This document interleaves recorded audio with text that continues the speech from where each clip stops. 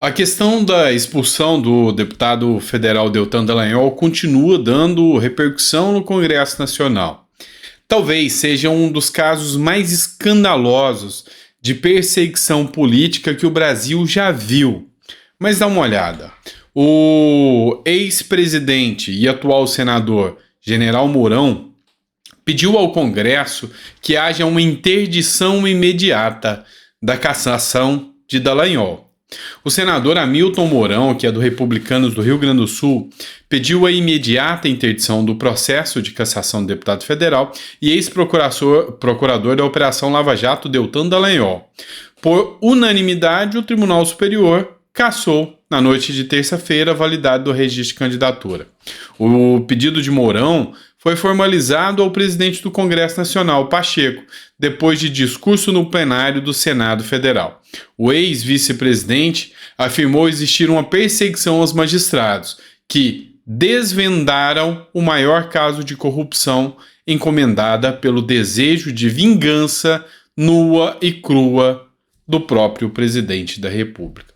Não existem dúvidas, não paira dúvidas sobre nenhum caso que esse caso do Deltan Dallagnol foi exclusivamente perseguição política e, lógico, a mando do atual presidente da República, Luiz Inácio Lula da Silva. Se Bolsonaro agisse da forma que Lula age hoje, todo mundo estaria criticando, toda a imprensa estaria criticando, mas nesse caso do Deltan Dallagnol, a mídia marrom insiste em se calar.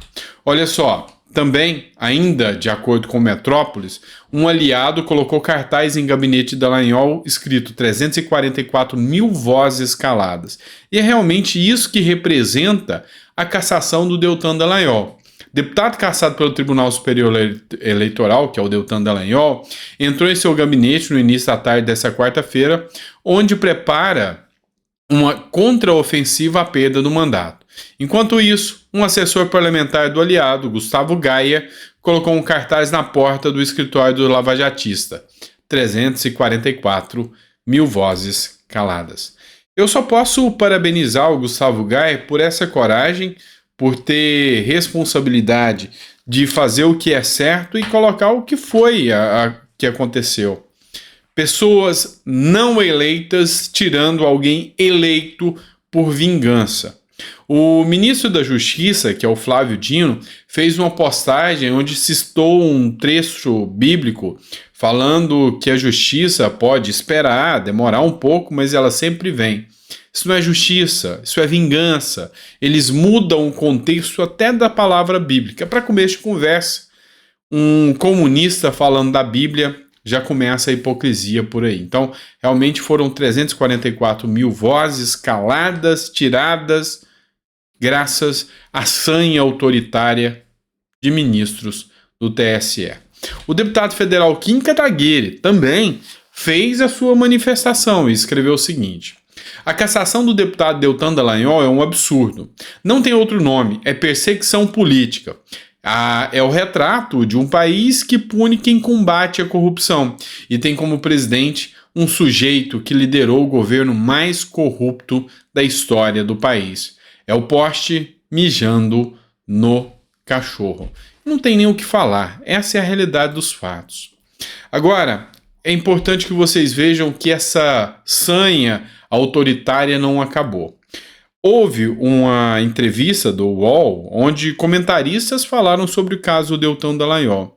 E pasmem o que o Josias de Souza falou sobre isso aqui. Eu queria que vocês escutassem com muita calma a fala dele. Ouçam comigo. Tem um quê de política nessa decisão do Tribunal Superior Eleitoral, não há dúvida, Não tem um quê de política. Foi uma decisão totalmente política e antijurídica. né?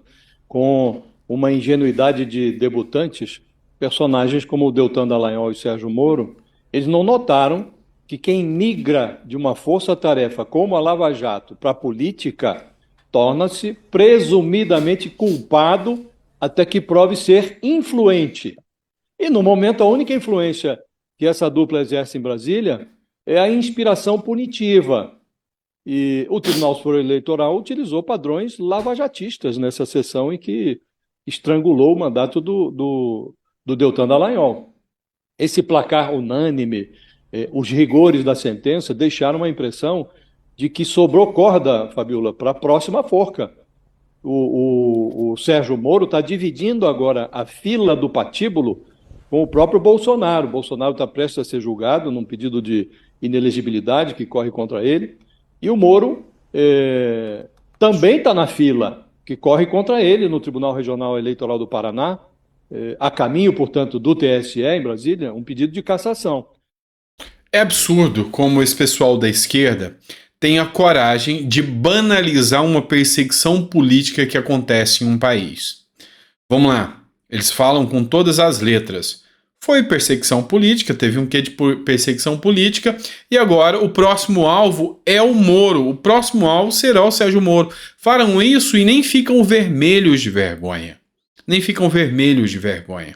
A grande questão é que sabe-se que há uma perseguição política, é um quê ditatorial, é um autoritarismo nítido. Josias de Souza erra muito ao falar que teve traços do lavajatismo nessa decisão do Alexandre de Moraes. Vamos deixar bem claro, parece que o Josias de Souza, depois de anos e anos como comentarista político, não aprendeu o básico. Lava Jato perseguia bandidos corruptos que saquearam a nação. A decisão de ontem do TSE foi perseguindo quem punia bandidos corruptos. Essa diferença já é gritante e não permite a comparação de forma alguma do modus operandi da Lava Jato com o modus operandi ditatorial existente hoje pelo TSE. E eles falam banalizando, como se isso fosse comum. Mas o jogo vira. O jogo vira. E aí, quando o jogo virar, não tentem ter um falso moral e um falso moralismo dizendo que não aceitariam isso. Bolsonaro, hora nenhuma, usou esse autoritarismo que outrora era inimaginável no Brasil e hoje é nítido. E pessoas e figuras defendem como se fosse o normal.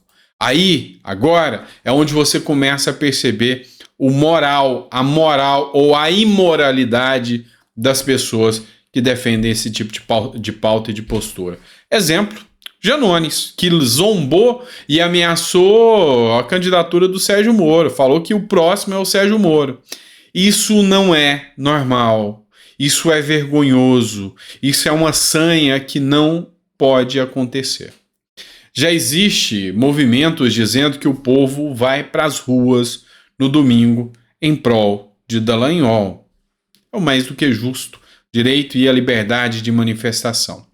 Olha só o que o Estado de Minas postou. Deltan, como a maioria de nós, é vítima do que há de mais podre no Brasil. Opinião de Ricardo Kertzmann. O Brasil é um país de ladrões, feito por ladrões, para ladrões, e qualquer que se interesse por política e história e possui a mínima capacidade de leitura e interpretação da realidade sabe disso. Não, nem só de ladrões vive o Brasil, é verdade. Ao contrário, dos quase 215 milhões de habitantes, talvez uns 214 milhões sejam honestos, mas vou falar uma coisa para vocês, a minoria de criminosos é brutal. Eu poderia terminar de fazer toda a leitura porque realmente foi uma opinião daquilo que está travado na garganta.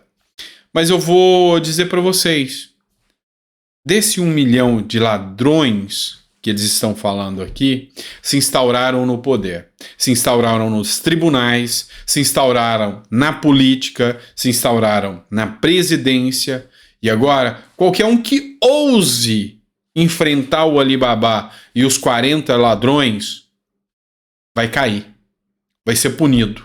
E isso aqui vai servir de exemplo para o resto da nação. Aquele que ousar perseguir políticos corruptos no Brasil será perseguido com uma brutalidade ímpar. Esse é o nosso Brasil. Essa é a vergonha do país que nós recebemos e vamos deixar de herança para os nossos herdeiros. Não dá para ser assim. Precisamos levantar a nossa voz. Abraço, fiquem com Deus e até o próximo vídeo.